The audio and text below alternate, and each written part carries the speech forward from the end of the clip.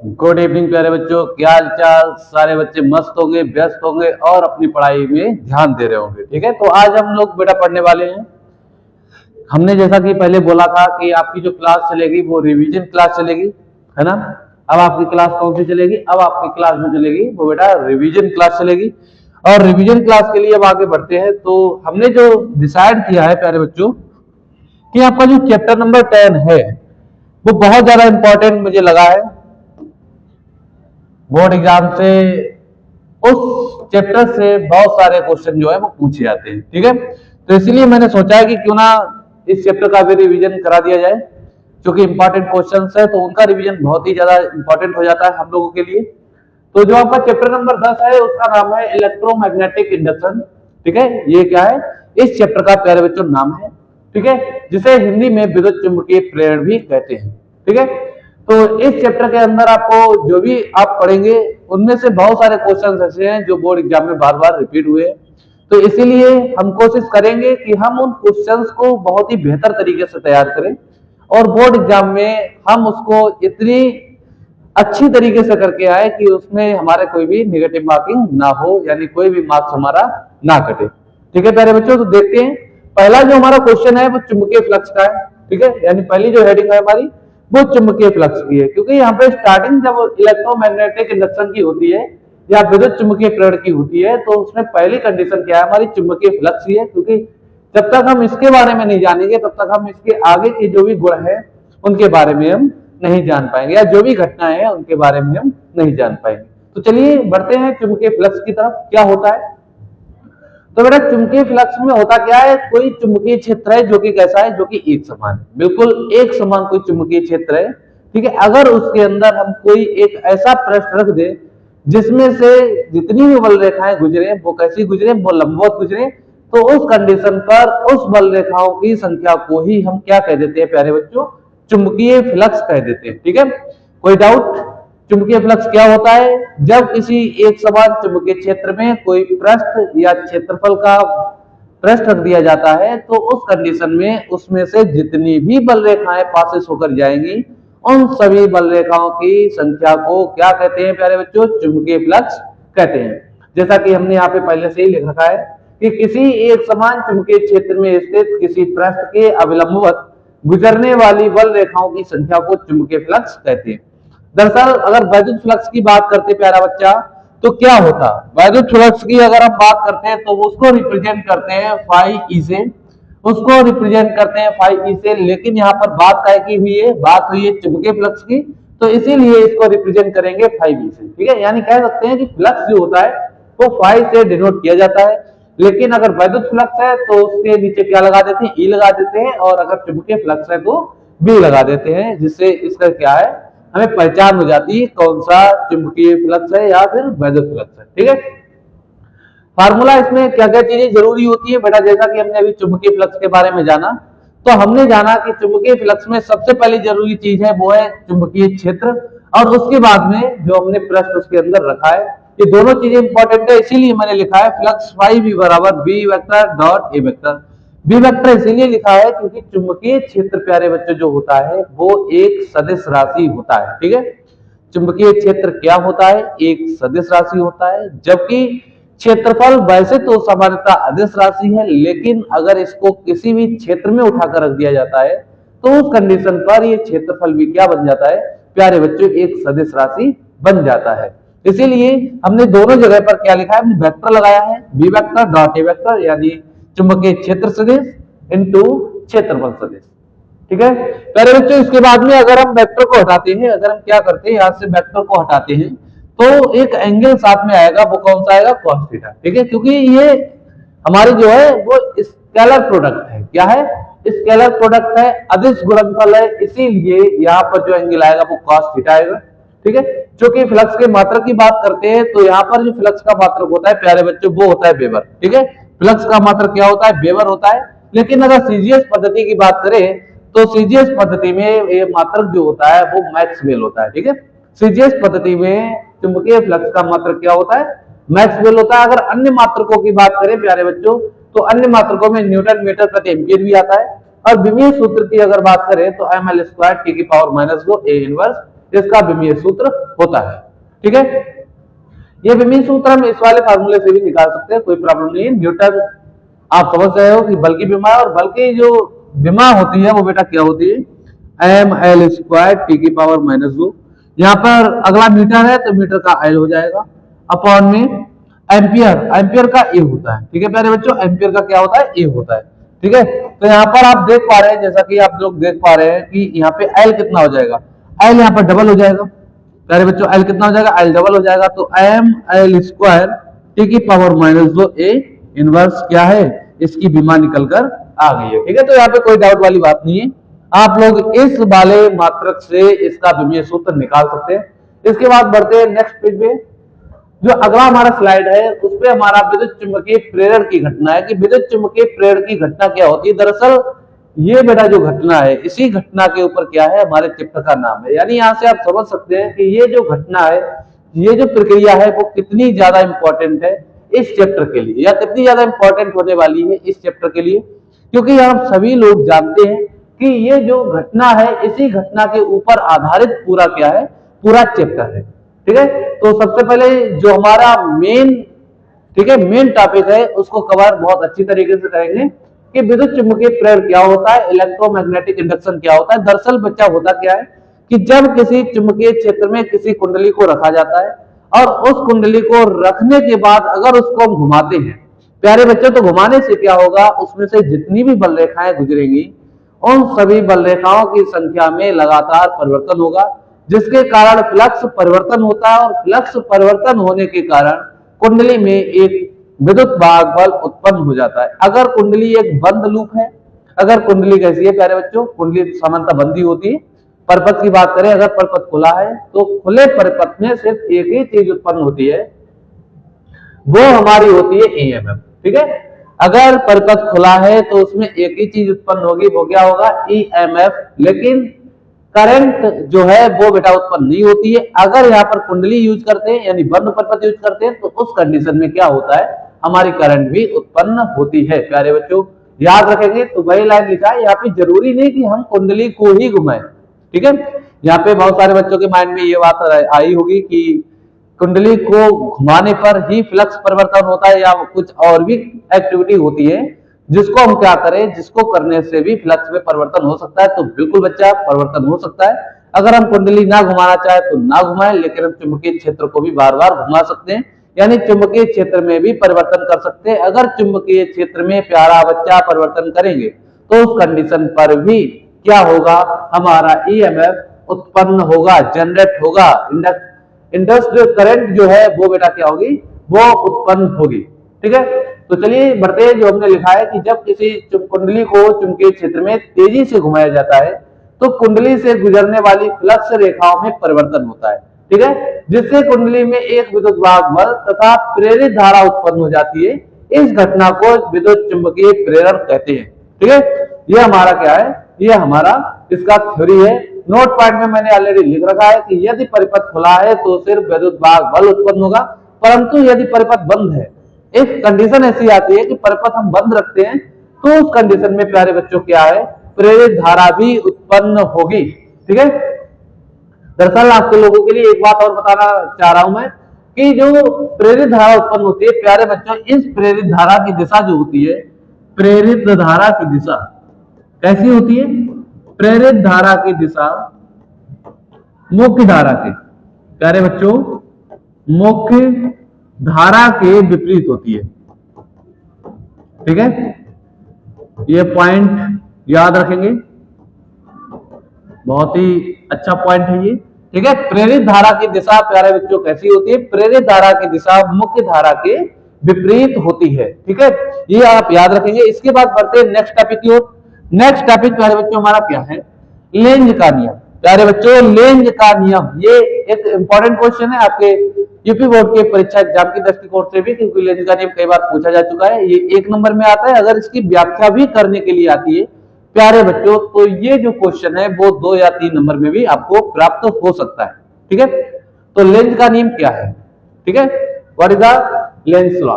ठीक है, तो लेंज का नियम देखो होता क्या है बेटा, जैसा कि आपने विद्युत चुंबकीय प्रेरण की घटना पढ़ी, इस प्रेरण की घटना में दो चीजें उत्पन्न हुई, एक आपका विद्युत वाहक बल, एक आपका क्या उत्पन्न हुआ प्यारे बच्चों, एक आपका उत्पन्न हुआ विद्युत वाहक बल,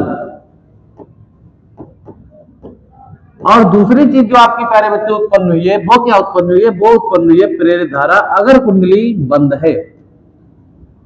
ठीक है, तो ये दोनों बेटा एक ऐसे,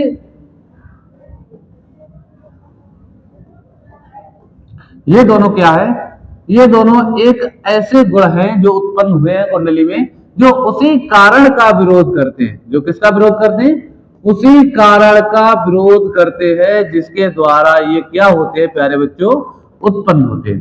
ठीक है, याद रखेंगे कि किसी कुंडली में उत्पन्न विद्युत वाहक बल या प्रेरित धारा सदैव उस कारण का विरोध करते हैं जिसके द्वारा वो स्वयं उत्पन्न हुए हैं या स्वयं उत्पन्न होते हैं। ये हमेशा क्या करते हैं, उसी कारण का विरोध करते हैं। चलिए हम लिखते हैं इसको एक सिस्टमैटिक तरीके से।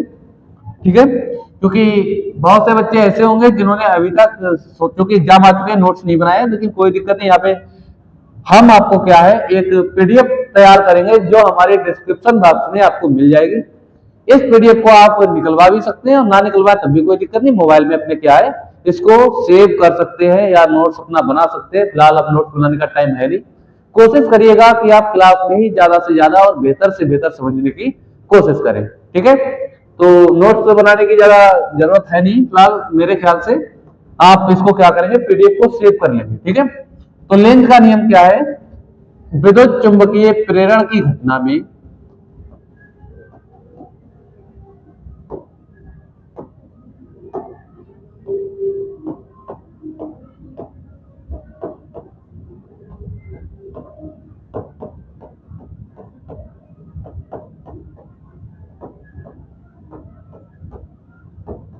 उत्पन्न विद्युत वाहक बल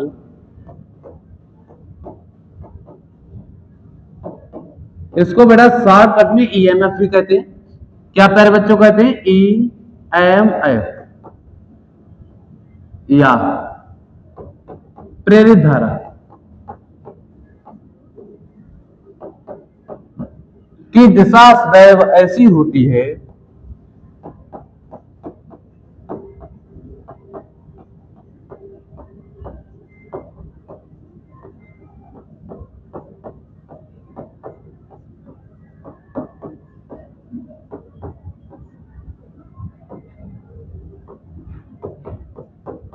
कि उस कारण का विरोध करती है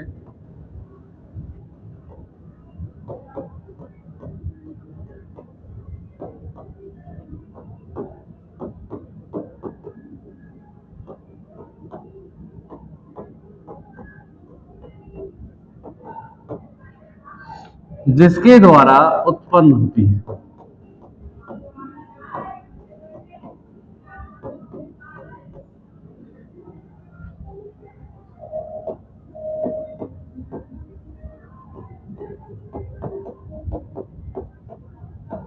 ये हमारा प्यारे बच्चों क्या है, ये हमारा लेंज का नियम है। एक बार पुनः देखेंगे कि विद्युत चुम्बकीय प्रेरण की घटना में जो भी विद्युत वाहक बल या प्रेरित धारा उत्पन्न होती है उसकी दिशा सदैव इस प्रकार की होती है कि वह उस कारण का विरोध करती है जिसके द्वारा वह उत्पन्न होती है। ठीक है, तो प्यारे बच्चों ये क्या है, ये हमारा लेंज का नियम है। ठीक है, हालांकि फैराडे का जो दूसरा नियम है उसमें भी लेंज का नियम ही लिखा जाता है। ठीक है, यानी फैराडे ने जो दूसरा नियम अपना दिया था वो भी लेंज का नियम ही है। ठीक है, तो यहाँ पर क्या है, ये इंपॉर्टेंट क्वेश्चन है जो 1 नंबर में आता है या 2 नंबर में आपको मिलेगा। साथ में इसकी व्याख्या करने के लिए भी आ सकती है। व्याख्या में क्या होता है प्यारे बच्चों, देखेंगे ध्यान से सुनेंगे। बात अगर हम व्याख्या की करें तो प्यारे बच्चों व्याख्या में मैंने क्या ली, एक छड़ चुंबक ली। प्यारे बच्चों क्या किया, मैंने एक छड़ चुंबक ली जिसके 2 सिरे हैं, एक आपका N और दूसरा सिरा S। प्यारे बच्चों जब इस सिरे को मैंने क्या किया, मैंने किसी कुंडली से इसको कुंडली के पास ले गए जिस कुंडली में क्या है धारा पहले से ही प्रवाहित हो रही है। ठीक है, इसको किसके पास ले गए, एक कुंडली के पास लेकर गए जिसमें ऑलरेडी पहले से ही क्या है धारा प्रवाहित है। जिसमें क्या है प्यारे बच्चों, ऑलरेडी धारा प्रवाहित है। ठीक है,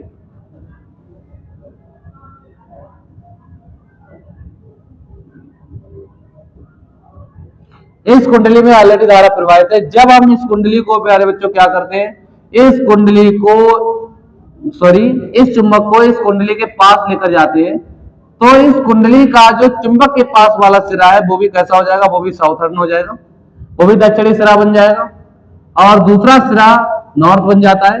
लेकिन जैसे ही हम इस चुंबक को क्या करते हैं, इससे दूर लेके जाते हैं, जब भी हम इस चुंबक को क्या करते हैं, इससे दूर लेके जाते हैं, तो दूर ले जाने पर प्यारे बच्चों क्या होता है, यही जो सिरा है, ये सिरा क्या हो जाएगा, ये सिरा नॉर्थ पोल बन जाएगा। यानी ये ना तो कुंडली को दूर, चुंबक को दूर जाने देगा और ना ही चुंबक को पास आने देता है। ठीक है, ऐसी कुछ क्रियाएं होती है इसमें। ठीक है, ऐसा प्रेरण उत्पन्न होता है कि ये ना तो दूर जाने देता है और ना ही पास आने देता है।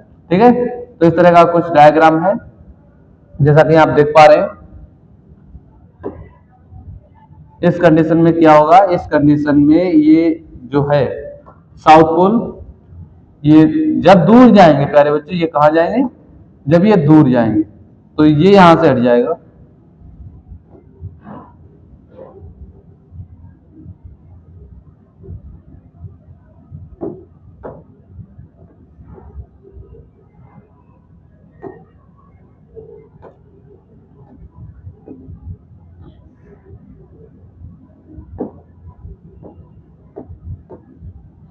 ठीक है, जब इसको दूर लेकर जाते हैं तो ये क्या बन जाता है, ये नॉर्थ बन जाता है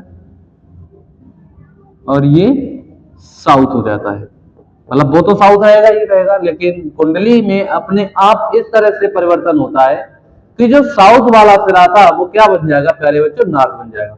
ये पहली कंडीशन प्यारे बच्चों जो है, वो पहली कंडीशन कब है, जब कुंडली को चुंबक के पास लाते हैं या जब चुंबक को कुंडली के पास लाते हैं। तो चुंबक को ही कुंडली के पास लेकर आएंगे। ठीक है, ये ज्यादा बढ़िया रहेगा, कोई दिक्कत नहीं, वैसे दोनों क्रियाएं सही है। जब चुंबक को कुंडली के पास लाया जाता है,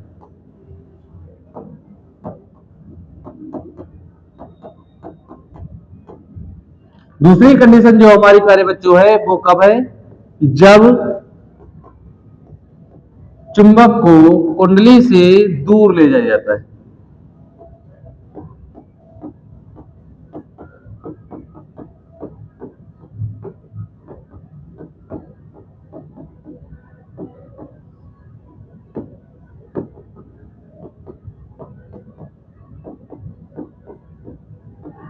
ठीक है प्यारे बच्चों, देख एक बार फिर से आप ध्यान देंगे, लेंज का प्यारे बच्चों नियम क्या है। तो किसी विद्युत चुम्बकीय प्रेरण की घटना में जो भी विद्युत भागबल या प्रेरित धारा उत्पन्न होती है, उसकी दिशा सदैव ऐसी होती है कि वह उस कारण का विरोध करती है जिसके द्वारा वह उत्पन्न होती है। ठीक है, ये पहली आपका क्या है, ये लेंज का नियम हो गया। इसके बाद में अगर व्याख्या की बात आती है तो बेटा क्या करते हैं, सबसे पहले हम एक कुंडली लेते हैं और एक क्या करते हैं, एक चुंबक लेते हैं। ठीक है, कुंडली में धारा प्रवाहित करते हैं, जिससे वो कैसी हो जाती है, वो धारावाही कुंडली हो जाती है। और जब धारावाही कुंडली के नजदीक हम क्या करते हैं, किसी चुंबक को लेकर जाते हैं, तो चुंबक को पास ले जाने पर कुंडली में इस तरह से प्रेरण होता है कि कुंडली का जो चुंबक का अय सिरा है, उसके पास वाले सिरे में कुंडली में भी अय सिरा बन जाता है, जिसके कारण वो एक दूसरे को क्या करने लगती है, प्रतिकर्षण करने लगती है। यहाँ पे कौन सा बल लगेगा, प्रतिकर्षण। ठीक है, लेकिन जैसे ही हम चुंबक को कुंडली से दूर लेकर जाते हैं प्यारे बच्चों, दूर ले जाने पर क्या होता है, ये कुंडली में ऐसे प्रेरण की घटना होती है कि जो इसका सिरा जो पहले ऐसा, वो सिरा क्या हो जाएगा, वो सिरा नॉर्थ बन जाएगा। ठीक है, और नॉर्थ बनने के कारण ये क्या करेगा, ये विरोध करेगा इस चुंबक के दूर जाने का। तो जैसा कि आप देख पा रहे हैं कि पहले जो हमारे डायग्राम है उसमें वो क्या कर रहा है, वो पास आने का विरोध कर रहा है, दूसरी कंडीशन में वो दूर जाने का विरोध कर रहा है। इस प्रकार हम कह सकते हैं कि कुंडली जो है वो चुंबक को ना तो पास आने देती है और ना ही दूर जाने देती है। ठीक है, दोनों कंडीशन यहाँ पे ना तो दूर जाने देती है ना तो पास आने देती है, यानी ये क्या कर रही है, ये हर कंडीशन का विरोधाभास उत्पन्न कर रही है। इस प्रकार से हमें पता लगता है कि ये जो प्रक्रिया है ये किसके संरक्षण पर आधारित है, ये टोटल प्रक्रिया ऊर्जा संरक्षण के सिद्धांत पे, ऊर्जा संरक्षण के सिद्धांत पर आधारित है। ठीक है। और प्यारे बच्चों, ऐसा सिर्फ साउथ पोल के साथ ही नहीं होता है प्यारे बच्चों, अगर नॉर्थ पोल को भी इसके पास, कुंडली के पास लाया जाए तो भी बिल्कुल सेम प्रक्रिया यही होने वाली है। यानी जब नॉर्थ को पास में लाओगे तो बेटा ये नॉर्थ बन जाएगा, जिसके कारण ये आपस में प्रतिकर्षण करेंगे। लेकिन जैसे ही दूर लेकर जाओगे तो क्या होगा, तो बेटा ये जो नॉर्थ सिरा पहले कुंडली में बन गया था वो क्या बन जाएगा, वो साउथ बन जाएगा और एक दूसरे को अट्रैक्शन करने लगेंगे। इस कंडीशन में भी बिल्कुल वही प्रतिक्रियाएं आपको प्राप्त होंगी जो साउथ पोल के साथ में प्रतिक्रिया प्राप्त में हुई थी। ठीक है। तो ये आपका क्या होगा, ये लेंज के नियम की व्याख्या होगी। इसके बाद बढ़ते हैं नेक्स्ट क्वेश्चन की तरफ। अगला प्यारे बच्चों जो क्वेश्चन है वो फैराडे के विद्युत चुम्बकीय प्रेरण संबंधी नियम है।